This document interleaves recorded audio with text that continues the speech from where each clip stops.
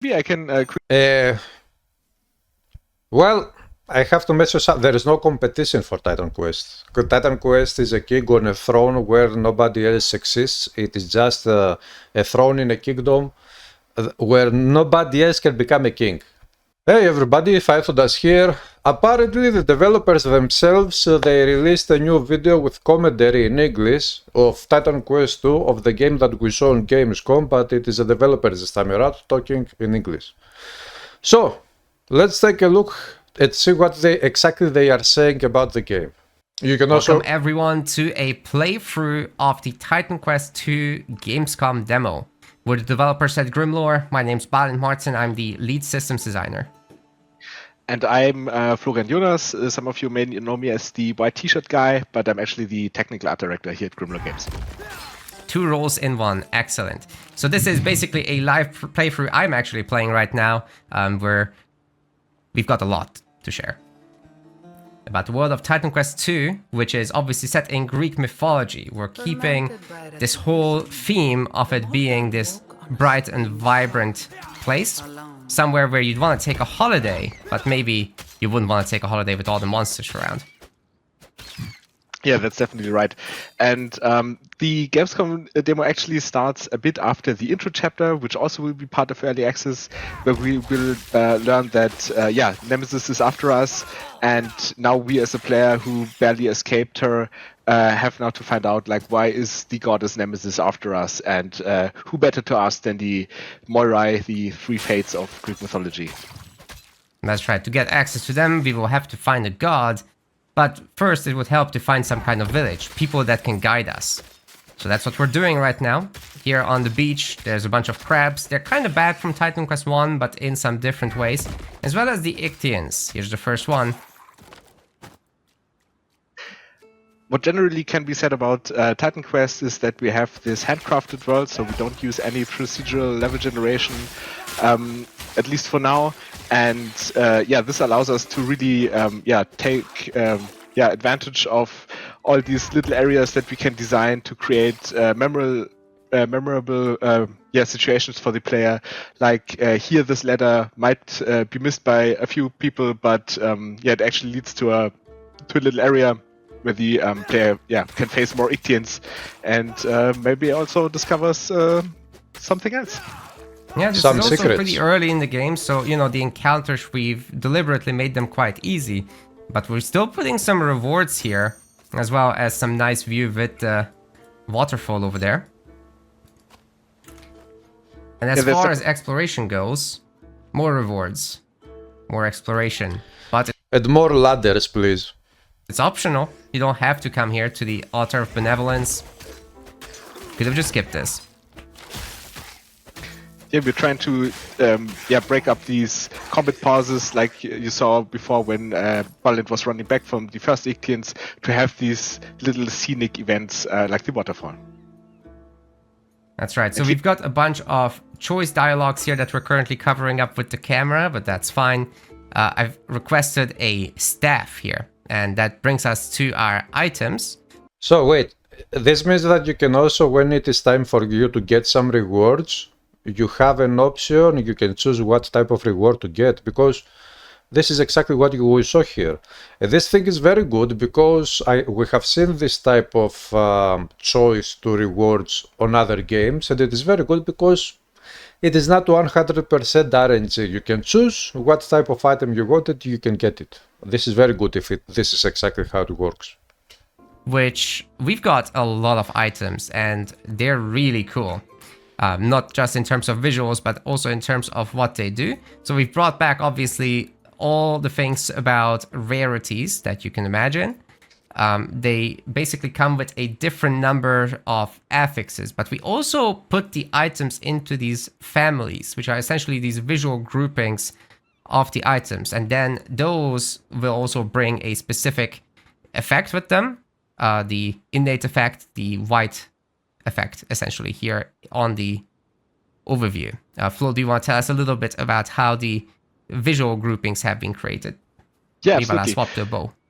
Yeah, so as in other games, obviously we have a lot of weapon classes, but all these weapon classes like one-hand sword, shield, bow, all of these we have divided in 3 families each, as Balint was mentioning already, and each of these families kind of represent or kind of support a playstyle a bit more. I mean, after all, they stay the same. So two-hand axe, for example, will always be the slow, heavy-hitting weapon compared to a sword, let's say.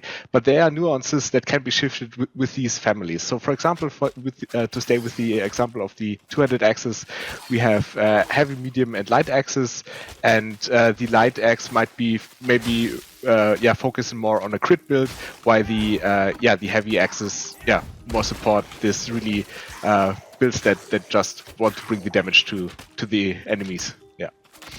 I would also guess that the light axe would would have a faster attack speed maybe. The heavy axe, the heavier one, would have a slower attack speed, but maybe it would have a higher base damage output.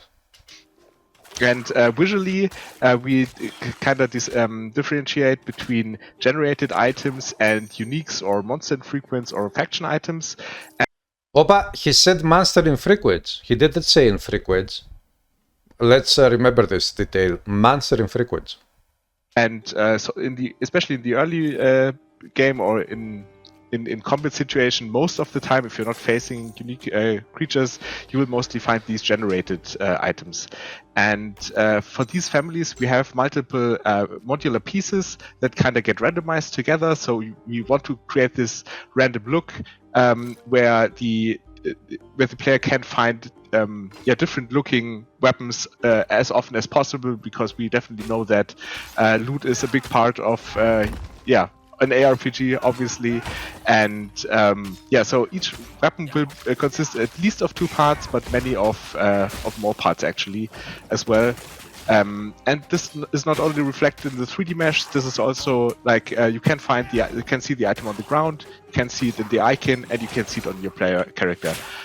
Because I think personally this is really something that stands out for us, and I think it's really rewarding just to see everything on your character displayed and also in the inventory. Yeah, here it is. Like on the ground, it looks exactly the same as it does in the inventory, as it does on the icon. And we've just seen some more complex fights here that really brought down my health. I didn't do a very good job of dodging, but you don't need to dodge if you can kite. So the staff animation is very nice, and how it releases the projectile. There's many different varieties of playstyles that we want to allow. Yes, the dodge is a very central skill, but do you have to always use it? No, not really, no. Speaking of skills, we're about to level up, and when we do, we'll be talking about the masteries in a moment. But first, it seems these Ictian Guardians have been dropping some special items, and we'll be picking those up. There's a separate stash here for quest items, so wonder what that could be for. Quest items. Yeah, you can maybe shed some light on what these coins actually do. The viewers who actually watched out may have seen a bug actually, because the staff that we mentioned actually doesn't look in game as it does on the icon. So props for you who found out. This is actually a bug. Sorry that it happened, but we're on to the items. Like, this is a very first iterations, and we have a fix already in an internal build. Just wanted to be sure we're on the same page here. That's right. This build is actually old now, so there is that. We still wanted to show you, for those of you who couldn't attend in person, and that's, I think, totally fine. It is far for some of you, after all. But we have leveled up, and it's time to talk a little bit about those masteries. So we still have the whole thing of combining 2 masteries to form your own class. We don't just give you a class. So it's classic Titan Quest stuff. We have active skills as well as passive skills. Of course, what you see here in terms of the size of the skill tree is drastically cut down for the Gamescom demo specifically, so that players with their limited time sessions over there could just get into it and figure out what's going on within the skills. So these are the modifiers that you can slot in, which will cost some capacity slots, which then you unlock with your active points. So if I want to modify my leap slam now to do more stuff, such as also do a stun, then I can assign this, but that will take two of these slots. However, if I take it out, I gain those back, and I can do this anytime. I could assign the rage gain, which is also a really nice modifier, and well, we need to somehow make use of that rage, right? It's just a status effect. We've got this onslaught on the primary weapon attack, and I have some more points available over there, so why don't we just get that, put it on, and then it can work in tandem with our frost explosion, which essentially converts some of our damage to cold, and then causes some explosions when enemies get frozen, which we can very easily do with our Frost Nova as well, Ice Nova, sorry. And the Onslaught, as we gain Rage from every attack, as well as our Leap Slam, will be increasing our attack speed, so we're going to be attacking pretty quickly. We also have Overwhelm, which is also a status effect gained by the primary attack. Up to 3 stacks can be had, and then you consume it essentially with your stuff. So it looks like every skill, he's clicking on different skills, and we can see that every skill has different modifiers. Which means that it is not like you have all modifiers always available to each one of the skills, and then you can choose in every skill which modifier to use. This is very good, because this means that we will have a huge amount of selection of modifiers per skill, and in general the whole game there will be a huge selection. So this looks very promising. Stomp. The Stomp already stuns, so it's pretty useful, but Overwhelm makes it do more damage and in a larger radius. So let me quickly show you. We're going to build up the 3 stacks of Overwhelm here and then consume it with a giant Stomp. But once this cooldown is over, we'll be able to see how much smaller the regular one is. There you go. Giant size difference. And we also have some passive points, which we'll be wanting to spend here. Now, the passives don't quite have modifiers. They have what we call feats. And feats, these are modifiers as well, in a way. Maybe. The way we have it set up now is that at level 3, you get 1 slot, and then at level 6, another slot. I just invested here so that we can get the ailment chance to synergize here with our application of chill from our regular weapon attack. We'll put that in, and that will be great overall. And then in Storm, we can diverge a little bit and get a little bit of energy, because when I spam my ice shards, I run out of energy. Not great.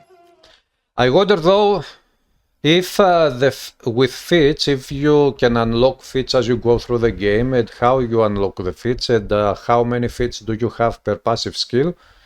And if feats are, again, different passive skill has its own different feats. Or maybe they all passive skills have the same generic feats, maybe. And I think, but one thing that we could answer that I have been seeing floating around the community is the question if masteries actually have an effect on the modifiers. Do masteries bring additional modifiers at all, at some one way or the other? So we don't do cross mastery modifiers really, but we do these cross mastery effects. So, for example, Rage could be consumed by something in Storm in the future, or Overwhelm. There's definitely examples for that. So you do have these natural synergies that are gonna go across, and you have modifiers injecting themselves into the global abilities at the moment, such as the dodge, such as the regular weapon attack. Okay, so we have some global abilities, which is the very basic ones. Right, so I think the Frost Explosion, for example, is a good example for that. That actually, like the Frost Explosion is a skill that takes advantage of the frozen state, especially of enemies, and this actually comes from the Storm Mastery, right? Yes. Perfect. What happened here? Yes, it just happens to naturally also synergize with what's in in warfare, right? So you get a lot of double benefits. You get a lot of stick stacking. Definitely worth making use of that. And now that I've reached my high stack count on Rage, you can see how quick the attack speed has become. So it definitely is transformative in that sense. And why am I allowed to make use of warfare skills, but with the staff? I'm kind of setting myself up to be a mage here, aren't I? Well, that is possible because of our attribute system. So our attributes are basically this 3-directional triangle that you're looking at, but it becomes 6-directional once you start combining these. We've got Vigor in the middle as well, which impacts your health. But Might, what that does, it basically unlocks your support for heavy armor as well as heavy weapons that you would expect from a warrior. Knowledge is more the mage stuff, like robes as well as staves. Agility is more like the deck stuff that you'd be used to from other RPG games, so daggers and stuff like that. Yeah, so we have the typical Titan Quest 1 strength, might, knowledge is intelligence, and the agility is dexterity. But then we have things like fitness. Fitness looks at a combination. We have a formula for this, for might, vigor, and agility basically get combined into fitness. Depending on how you spread this out, might and agility contribute more than vigor. But what this does is strike damage and pierce damage gets increased by fitness, and then resolve, the combination of might, vigor, and knowledge, that will give you fire and cold damage. And we have a lot of... So it goes like this, chuck, chuck, chuck, chuck. Imagine that you put some lines here to connect these things. This one is something like this. This one is something like this. You connect these things here, and this one is probably something like this.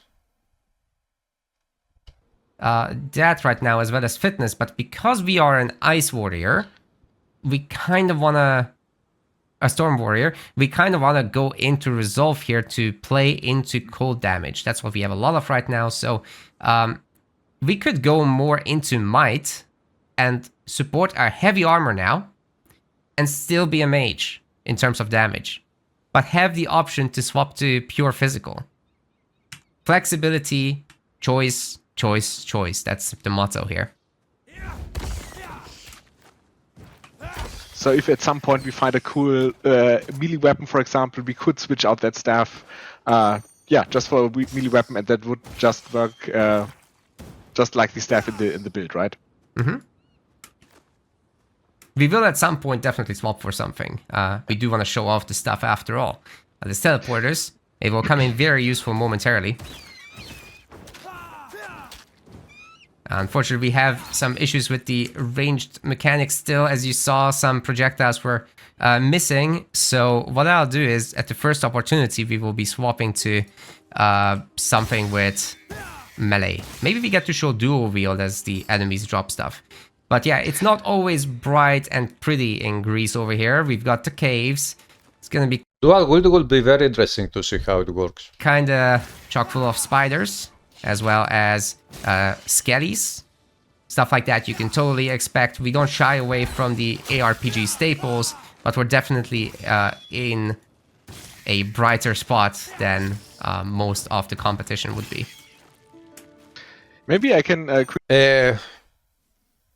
Well, I have to mention something. There is no competition for Titan Quest. Titan Quest is a king on a throne where nobody else exists. It is just a throne in a kingdom where nobody else can become a king.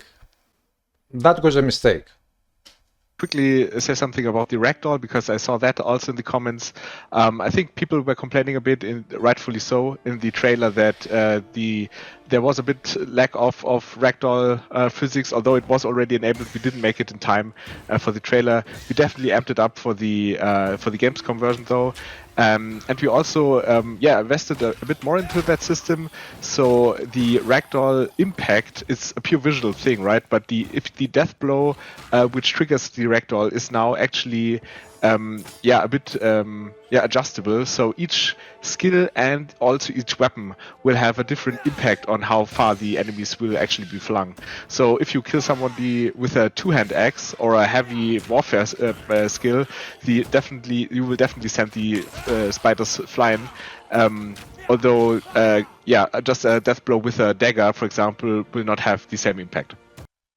So ragdolls are back for those who enjoy them. But I think that in the gameplay trailer we also saw a little bit of ragdolls, because I remember there was a hit where the crabs were in the beach and he was hitting the crabs.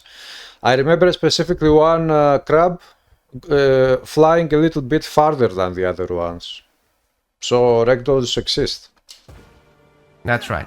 So we've got these exploding spiders, which you would have to basically avoid. They get a lot more interesting when they're combined with others. Obviously, one-on-one, not a huge threat. But we do want to go for this more complex fighting situation. Like here, if I let myself get caught by that web, I get slowed down. And I happen to take some of the explosion damage from the spider, but not the damage over time area. If I take both, my health would have been down to like half or so. If there's multiple of those exploding spiders, I'd probably be dead. Now this is also a tougher encounter, however, here with the Revenant. It's able to cast these long line AoEs, and it also empowers the nearby skeletons. So you get frozen by this. I tried to chug my potion in the last second, wasn't enough, and I'm toast. But guess what happens then? We go back all the way here, but we don't want to be, masochist or turn you into that. Good idea. We do offer you this recovery portal to go back. You don't have to kill everything on the way. In fact, everything you did kill is still toast. Okay, everything you did kill is still dead. This is very good. So we'll be able to just head back to the recovery portal, and the fight is back. We have to solve this combat puzzle that we've set up for you. Okay, we don't have rebirth fountains. It looks like it at least. But this is very good. Shouldn't be a big deal if you pay attention, if you dodge these big abilities, and if you focus down the enemies, especially if you have kiting. This is a pretty easy encounter still, but we did. Although the problem would be that if you teleport back after your death to the same spot where you got killed, maybe sometimes you will end up teleporting within a pack of enemies that are still alive, and maybe this will be a problem. I mean, you are teleporting back and maybe the enemies will do this move, chuck, all together, and they will kill you again. I want to show you what happens. Yeah. So we definitely want to take you also as a player serious and create challenges that you just can't breeze through from time to time, at least. I mean, we definitely are a true RPG, I want to say, but we also want to have you fun right from the get-go and not only after the first playthrough, right? Still, we want to respect your time and definitely don't want to make it tedious, which is why we went for that death portal solution. Yes, and if you die, you do lose a little bit of experience, so there is a penalty. We'll look into perhaps giving you an option to get that back. The gravestone would be good to have it back. And maybe type something, right? Write something on the gravestone which will be readable. Maybe a joke, whatever. Like it was in Titan Quest 1 with the gravestones. Mm-hmm. So that is something we're looking into still. By the way, if you play Titan Quest 1 and you take a look at the gravestone, it says something in ancient Greek as far as I remember.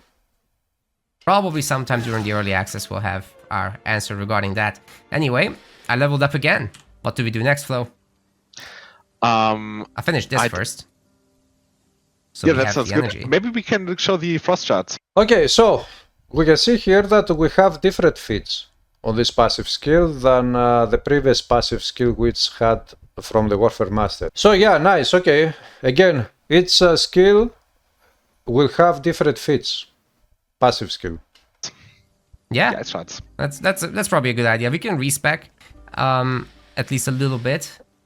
let's get the maximum energy or the regen. I think the regen. The regen is good. Yeah, that's probably gonna allow us to be smooth there. So the current thing that's applied to ice shards, current modifier, is the torrent, which gives us additional projectiles. That's pretty much a no-brainer, right? Like, you probably want to go this first.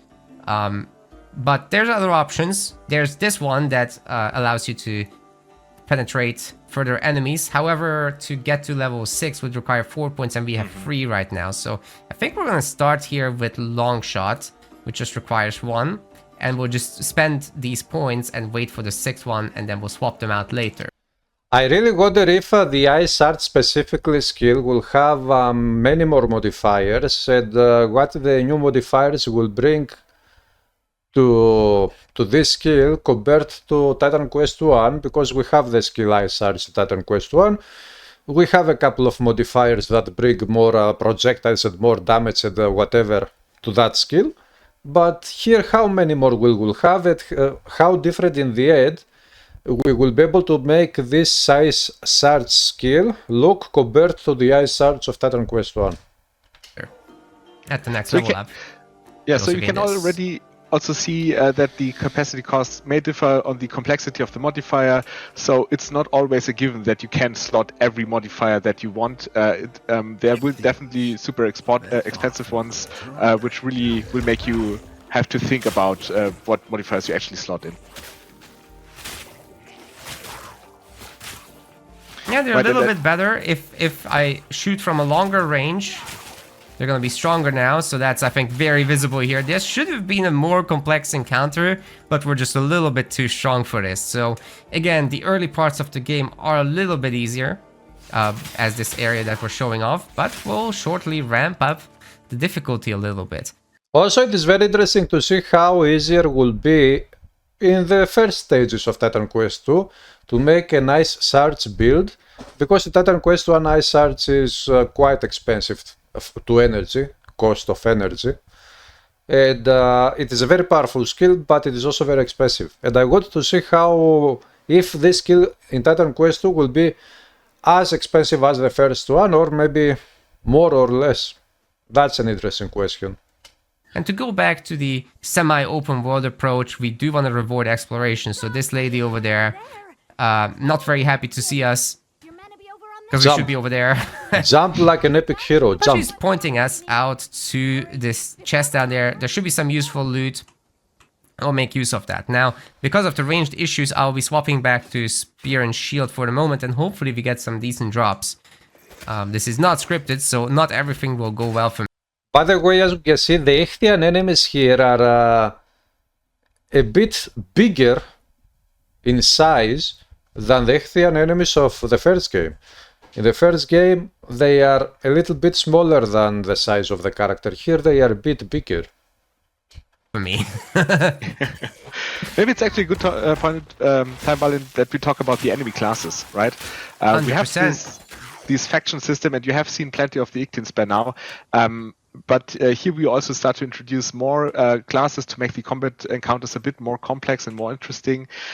So what you have to think of factions is like a toolbox for our game designers to play with to create these encounters. So we have guards that tank damage and try to keep you away from the casters. Then the casters themselves that either deal high damage or assist.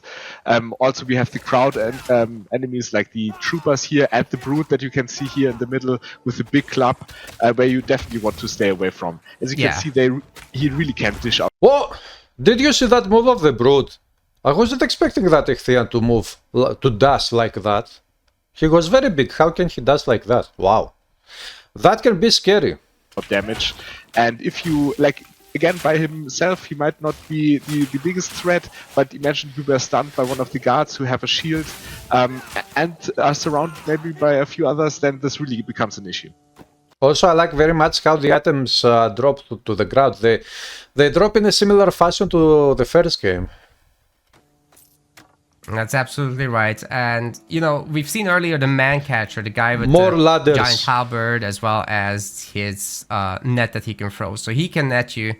And then the brute comes in. He slams on the ground. It's also a very powerful ability that you have to be wary of. And, you know, we just really want to demand a little bit of attention, a little bit of creativity to solve these combat encounters. But again, early on, we're still simple. Later on, we will start mixing these more advanced creatures together. And actually, we'll get to show that later in the demo as well here. So I've got is this a dagger? That means we can have two. But I need to click on the shield to remove that. We have... Wait. Dual wielding is global in this game. It is generic. You don't need to have a specific skill or mastery. Maybe it is better this way. Inventory sorting, of course, by the way. And we have a ton of stats for you to enjoy. I love very much these details, Widow. But you can also scroll down. This is just a basic overview, but we'll have a lot of advanced stats, and I mean a lot. Now you can see a lot of these are still under construction. Divine resistance. This is a new resistance. We have fire, lightning, cold poison, classic ones, pierce armor, piercing resistance, you could say, of Titan Quest 1. Divine resistance, which we don't know what it is. Stun, bleeding, disruption from Titan Quest 1. Classic blow chance, we don't have such a thing. Damage reduction. Maybe this one would be something like... No, we have damage reduction on skills of Titan Quest 1, where we apply the damage reduction to enemies via skills. Construction, but these are at the base level all the stats. Other damage. Physical damage, base factor, fitness. Resolve, cunning. From the attribute points, nice.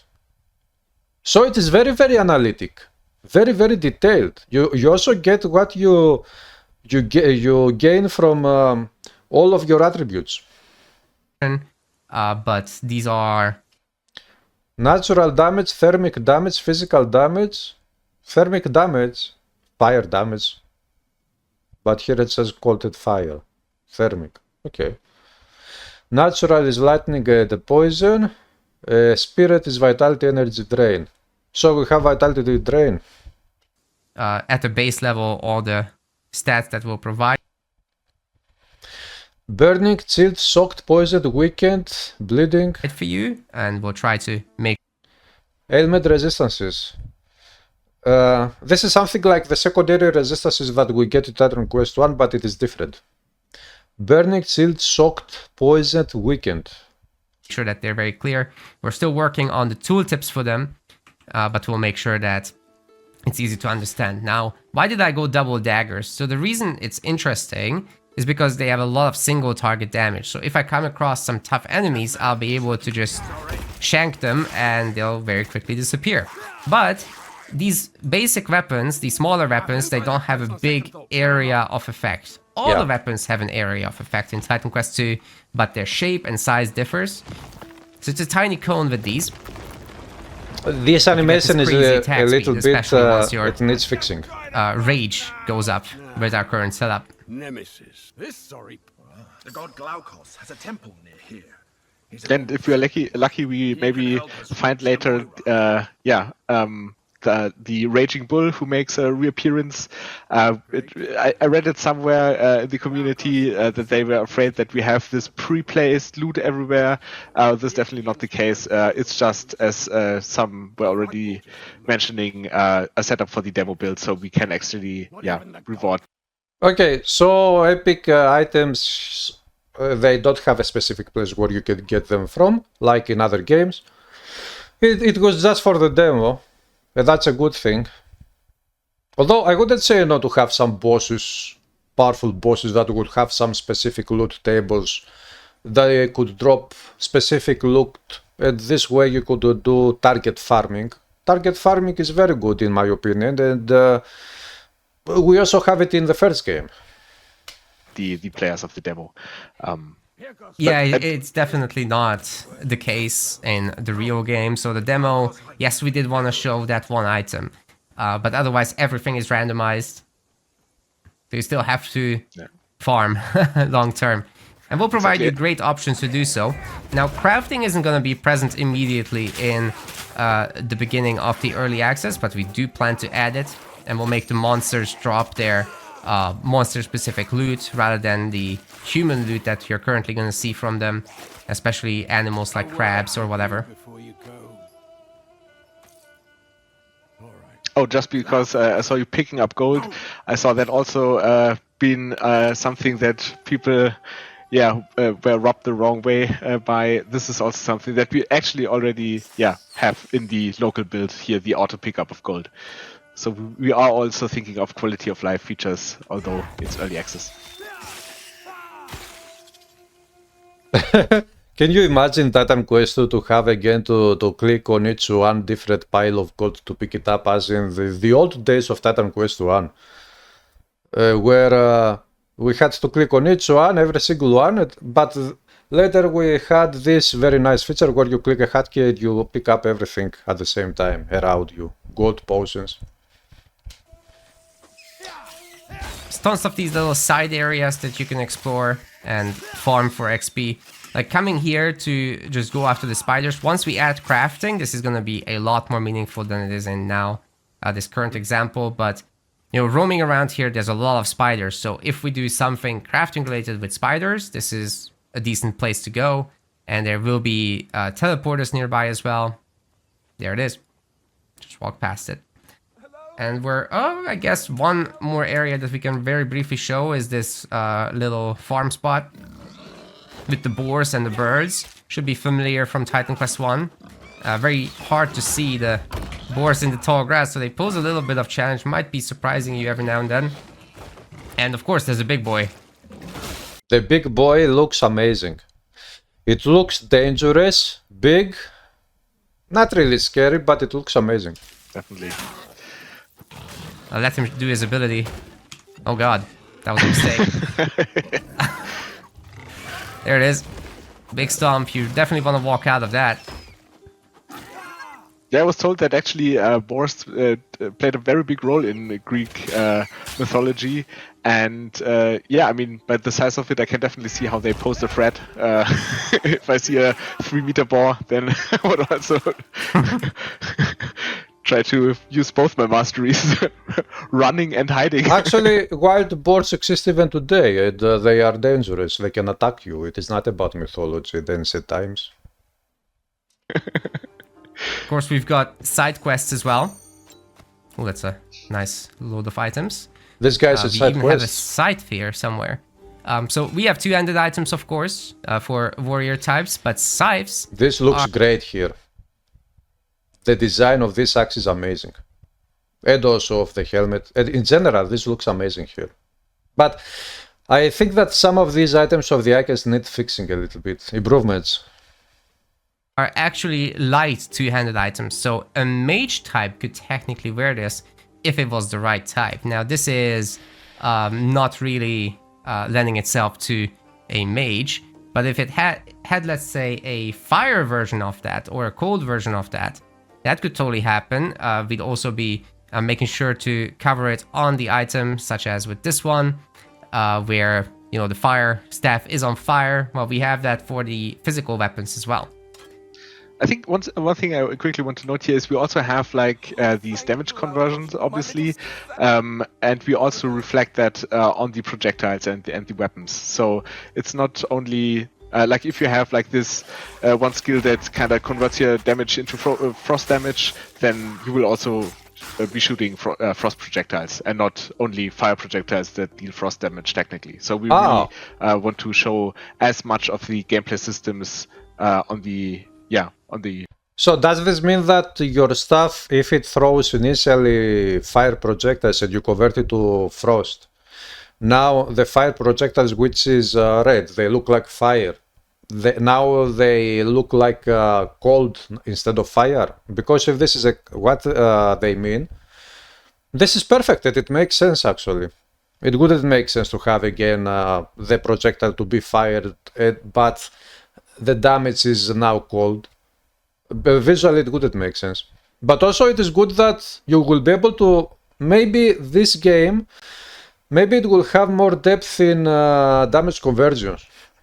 In Titan Quest 1 we have only two types of conversion. We have from physical on weapons to pierce, and we have from physical on weapons to elemental. That's it. Maybe here we can convert from fire to cold, from bleeding to poison, from fire to lightning, from cold to lightning, from physical to fire. Maybe. Player facing side. Yes, those kinds of weapons are not particularly going to be common, by the way. So we know like a sword on fire obviously is a little special, but it's not going to be a unique, unlike that one. There's the Raging Bull. We placed this here on purpose with a very high chance to spawn, just so that we can show it off. And I'm just going to make sure I don't have any extra points to spend, but I don't right now, so that's Let's great. see. Okay. 2 head attacks, strike damage, pierce damage, increased weapon damage per health, 5 strike armor. What the Raging Bull does is it makes your rage stacks essentially better, giving you more weapon damage for them. So with epic and legendary items, we'll be handcrafting the precise effects that the weapon will wield. It's not really randomized at this point, but depending on where you find them, they will have a different level to them, which is true of every item, by the way, but also for these unique items that we handcraft rather than the random affixes that you get from the other stuff. So epic items and legendary are going to be, again, unique items as in Titan Quest 1. But if I understand right, he said that actually you can find the same item at higher levels. Epic item level 7. So, if you level up very much your character and you get the same item to drop, now it will have probably the same level as your characters.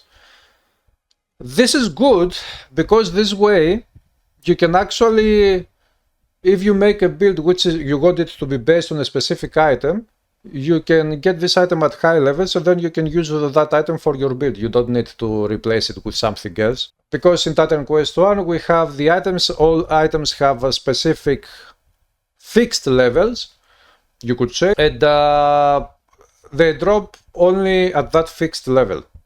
They are not dynamically, they do not get higher levels if you find an item in normal difficulty, epic or epic, not legendary, normal.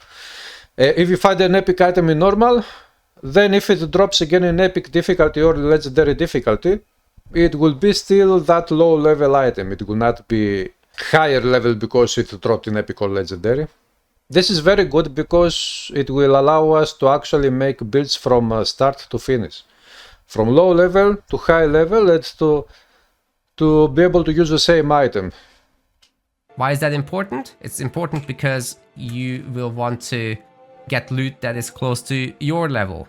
Basically ensure that you get to grow like that as a character, that you get to progress. And it will give you ways to change the difficulty of the world as well through rituals. You'll either be able to just increase them flat out in the entire world, or you'll be able to raise the minimum to your own level as well, which is going to be great to go back to older areas to farm there, find items that are specific to the Ichthyians, but eventually you'll be getting out of the area where the... You see what he said, find items that are specific to the Ichthyians, monster infrequents. Ichthyians are. So one day you will not have access to the Ichthyian stuff, and that's why the big encounters are hard.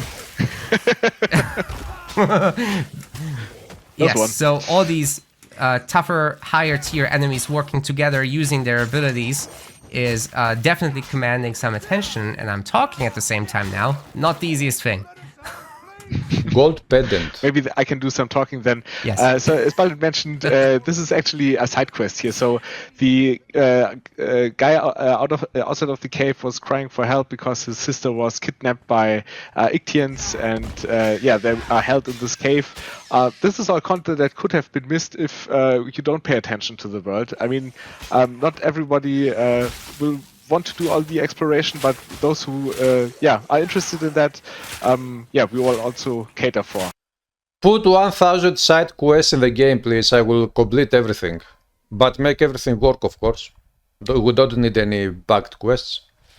And we actually have also a small riddle here in this cave. So not only can we free the villagers that were kidnapped, but we can also find a little extra layer if we actually again take a look at the world and are on the lookout for little things that stand out. Although I have to say, like, these riddles aren't. Oh, nice. Okay. These riddles aren't super demanding, so it's no point-and-click adventure, right? It's most of the time just finding the odd one or clicking something in a specific order. Yes, I did want to stop real quick to talk about that encounter that we just had. So the enchanter was empowering our mancatcher, making him stronger overall, faster as well. And he used his ability to snare on me, which also made him faster and stronger. So that inherently synergizes with itself with just two characters getting added to an encounter. And the obvious counter to this is to somehow stun or freeze or whatever, do some status effect on the mage, right? So that it can no longer do the boosting and the healing.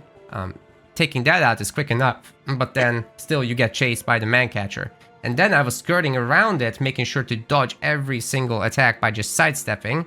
We really want to make sure that the combat is smooth and responsive like that, so that you can really express your skill if you wish. But most of the time, you won't have to do that. But with a very flimsy character that dies easily, a glass cannon, you would probably want to consider it. Now, we've also picked up this monster infrequent item, the Ichthyan sword, which has built-in poison damage in the base damage already. So this is what we mean actually when it comes to... whoops, let me just equip that. Yeah, you can visibly see that this is in fact a poison sword. It does poison damage. It looks awesome. Built into the base, not just through affixes, but affixes can also add further to it. Also, in its innate properties, it has 4 cold and poison damage and gives you some poison resistance. So definitely a pretty decent monster infrequent. If I had 2 of them and if I had some cunning, I would probably be wielding this. But for now, I think our build is best for the Raging Bull. So that's how we'll continue. So yeah, it looks like it is going to be very in-depth, this game. We also want to add some character to our NPCs, of course. I guess I will make 1000 builds in puzzle, Titan Quest 2. But what I'm doing ain't it. We gotta find out what it actually wants from us. Right, and since you mentioned monster infrequents, obviously we are aware of the Titan Quest 1 you loot what you can see what you can get what you see system. But that's something that we want to get in some form back, but currently we only do that by loot lists that are fitting to the enemy. We are looking throughout early access into ways to bring that back though. Okay, so this super duper reported feature of Titan Quest 1, which I think that in the world of action RPGs, Titan Quest 1 was the game that brought this feature back in 2006, which is the item that you see your enemy using on you. That item drops down and you can pick it up. It will come back. It was not in the demo maybe, but it doesn't matter because there will be an early access and then they will keep building the game, so it is coming back. Oh, I think I'm about to level up here. There we go. One more level up before the big encounter. So we were talking about how we're going to use ice shards. Let's do it. Projectile penetration, so it goes through multiple enemies. And I still have 2 more. We can put this back, actually. We can keep the long shot. All right, this is pretty nice. And then we could get even more energy. And regeneration as well. Which, by the way, you can also see if you hover over this globe. We have 34 energy regen. That's a lot. Pretty good stuff. Yeah, as you can saw before, Barlet was lighting up the brazier up north. So this is a 1, 2, 3 puzzle where you just need to, click the increasing number of braziers. Yeah, we're not gonna do brain-breaking puzzles, but we do want to reward your efforts for exploration and looking around caves and stuff like that. Yeah, it's not about complexity, it's about just seeing what's out there. Exactly. And I think this goes really well with the handcrafted world. So I think the level and content designers really did a great job in that regard. Resisted Ichthian Probably War not gonna Leader pick those up. Pauldrons. Our inventory is about to be full. Of course, there will be vendors, not in this demo, but we are making them. We have them working locally. You can't hide in here. Yeah, I mean, Titan Quest or an action RPG in general without vendors, I don't know if that makes sense. Of course, there will be vendors. We just met that guy, and he's apparently hiding in this cave and hopes that the Ictians won't fight him. Close the door on the way out. Sorry, Let's it's his spot. We really shouldn't be here. Yeah. Alright, let's see if we get some good loot for the final fight here in the cave. We're not really gonna need the movement speed, so I think I'll take this cast speed stuff. It's gonna come in useful for our ice shards. What else do we have? This gives us some cold damage. I guess we can go for that. Gonna be nice with the ice shards. And there's a surprise bunch of skellies. And that is actually not a boss over there. The Skeleton Warlock is what we call a leader. A leader. So what that means is he's the top echelon within the Skeleton faction. And I just got frozen by these guys dealing cold damage. That's also... I wonder if it will have attributed damage to the Frost against Revenant, but that's not the races only of guy with enemies, the aura factions, here. whatever. Actually, the Warlock As we has an have in the aura first game. and gives these guys life leeching damage. So definitely gotta take out the light guys first, then the support. And then go after the big man himself. He is big. Again, trying to dodge these individual abilities so that we don't get blasted into smithereens. Might be easier to do with our ranged attacks.